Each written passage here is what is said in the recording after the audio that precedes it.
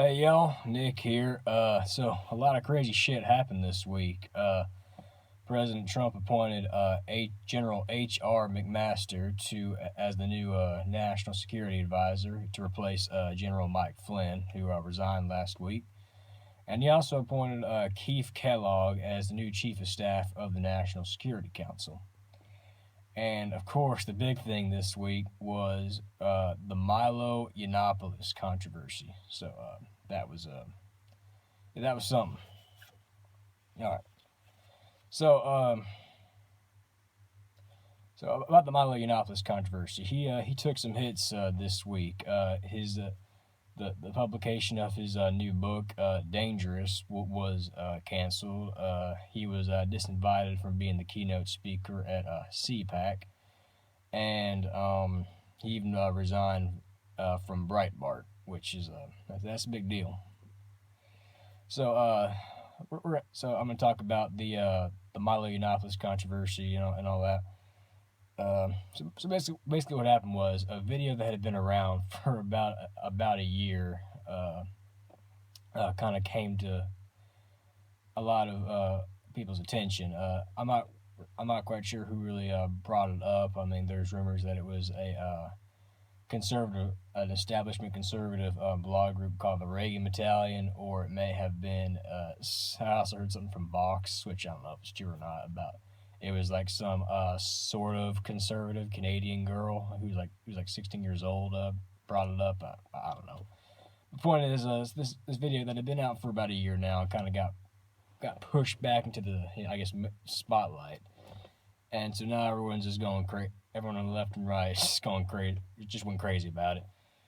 All right, so what the video? It was an interview Milo Yiannopoulos did with the drunken peasants, and what the drunken peasants are. They're a YouTube podcast that I hadn't even heard about until this week. They just talk about political and social issues, that kind of thing. They're an individual YouTuber who's in it, you might know, is the Amazing Atheist. I sort of knew about him. I never really watched his stuff just because, well, as a Christian, when you call yourself the Amazing Atheist, I'm not going to be drawn to it exactly, But that's not the point. Okay, so it was alleged that in this podcast that Milo Yiannopoulos defended sexual relationships between boys as young as 13 and men like in their late 20s, right? And yeah, so but basically what they were saying was that they accused him of defending or even advocating pedophilia. All right, so I'm going to break this down into two things. One, I'm going to talk about the allegations and why I think they're not exactly true or really fair. And second, I'm just going to talk about the reaction to this, but from both the left and the right, the outrage culture, Okay, so what Milo said, and he did say this, was that for gay teenage boys, it's sometimes beneficial to have sexual relationships with older men. All right, I want to say right off the bat, I don't agree with this for a number of reasons, but that being said, I don't like the way that Milo is being slandered about this because as a pedophilia defender, because well, for one, he's in his journalistic career, he's exposed a lot of pedophilia, a lot more than I bet all of his criticizers have. So I just don't like I don't like smear campaigns. I like to talk about things openly and honestly. So that's what we're gonna do. All right. So the first thing to understand is that when Milo Yiannopoulos was a teenager, I believe he was 17. That could be wrong, but he had a pretty long, relationship with an older gay man. I think this guy was also in his late 20s maybe. Okay, and because And Milo claims that because he had this relationship, it kind of helped him accept who he was and sort of kind of ground him as a person, the person he is today. And again, whether you agree with this or not, it is irrelevant. I'm just trying to point out some. I'm just trying to point things out from his perspective because I think that's just fair. Okay, so the main argument is that he defended or even advocated for pedophilia, which if you watch the full interview, or at least the full conversation on that subject in the interview, you would know that's not exactly what he did. So the thing is that he defined pedophilia as a sexual attraction, as an adult sexual attraction to children who have not yet hit puberty yet, which is basically correct. According to Merriam-Webster Dictionary, pedophilia is a psychological disorder in which an adult has sexual fantasies or engages in sexual acts with prepubescent children. So technically, he is right that pedophilia involves sex with children who have not yet hit puberty or something like that. I know it's kind of a gray area, but in general, that's the definition. And but the thing is, in the interview, he also conceded that the laws of consent and all that were basically correct. He didn't say that. He didn't really say they should be changed. But I think what Milo was really addressing was the mentality that our system of law has, in which the one size fits all mentality. And I can sort of understand the frustration with that. I'm sure a lot of guys my age will tell you that as an 18 or 19-year-old, they've sort of liked a girl who maybe was a year or two younger and wanted to pursue some sort of relationship, but they couldn't because 18 is the cutoff year, which is it's kind of strange. Like, I know that there are Romeo and Juliet law you can use to kind of get around that, but it's kind of a weird process. Okay.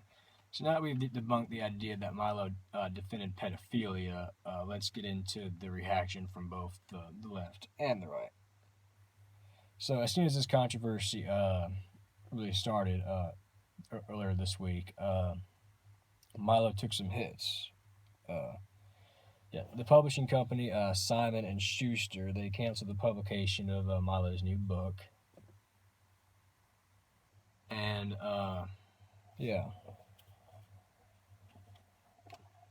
Milo was disinvited as the keynote speaker at CPAC, which was earlier this week.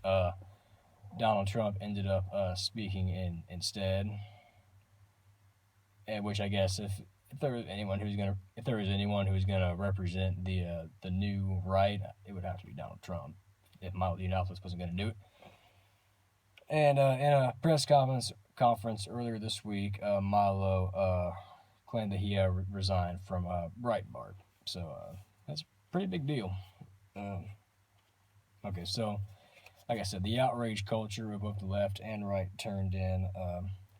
The left are pointing out, you got a pedophile and all that on your side, and I would say that's kind of hypocritical because if y'all maybe some of y'all know this, some of y'all don't, but Salon.com, which is a pretty far left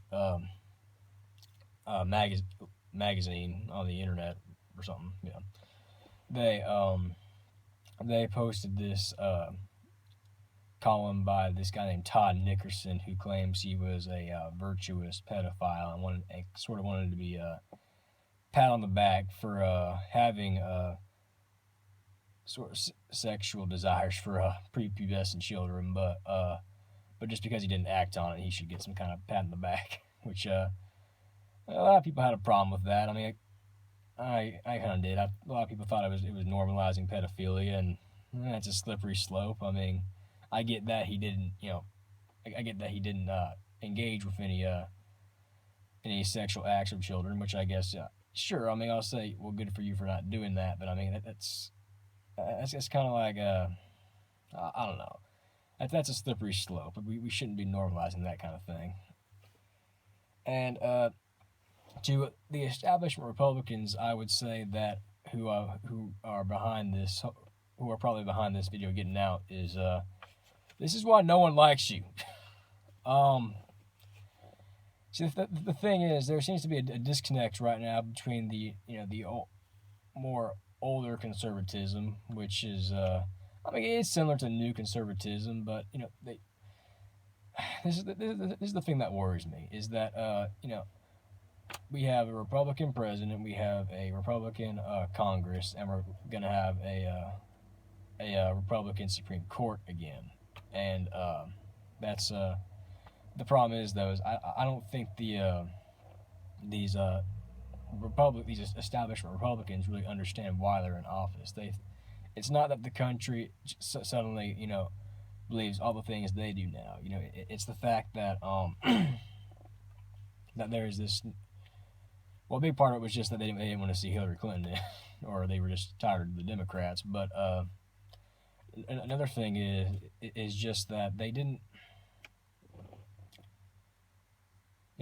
There's they, the new right is different from the old right. It's just and they don't seem to understand that people are really kind of more so buying into this whole cultural libertarianism as opposed to just mainstream conservatism. And I don't think that the established Republicans understand that. So